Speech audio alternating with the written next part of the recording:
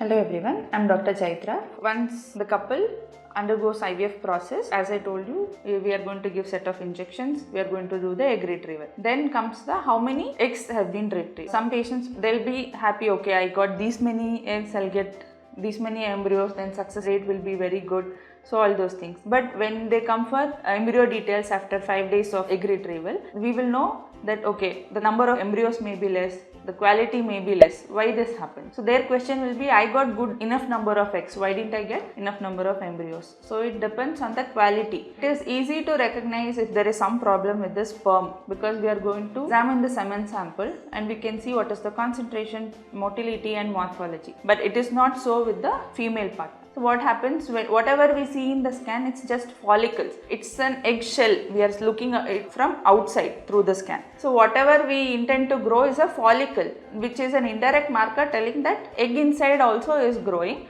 and we give the injection for maturation, the egg inside also is getting matured. This is just an indirect marker telling that okay, egg is growing, egg is matured, then we do the retrieval. Then what the important thing is, so how many eggs we have got, and what is the quality of it, and what is the maturity of it. Sometimes there may be maturation arrest. We may get GV, means the immature forms of the oocyte may be retrieved. So that may be the one of the causes. Other thing is quality. Certain patients, everything, the growth looks very fine, the size of the follicle will be very good. When we do the retrieval, when we see under the microscope, it will have various problems. Maybe vacuoles may be there, or there will be some debris, granulation. So to name few, see all these things, problems may be found in the oocyte, and that is the first time we will see that. When we tell that to the patient, their initial question will be, didn't we know this before only when we do the scan? No, we cannot know the quality of oocyte unless we do the egg retrieval process and see under the microscope. And further step is, okay, how it looks. Next is when we are going to inject it with the sperm. So both of it plays an important role.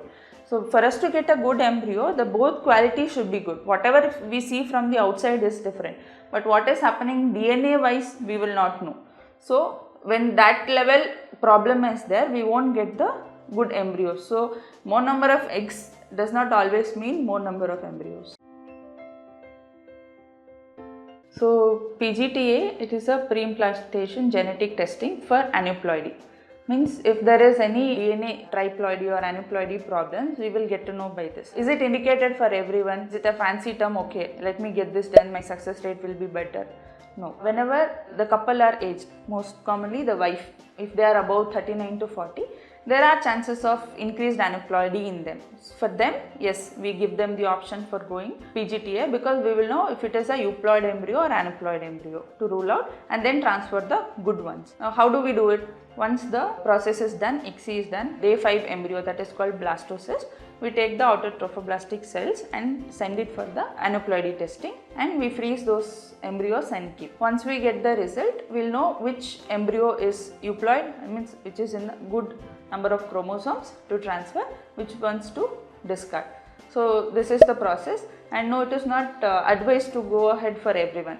And in cases PGD is done, if they have any inherited condition, they are carrier of some disease, then we can do testing for the specific conditions. Otherwise, generally, universally, it's not indicated.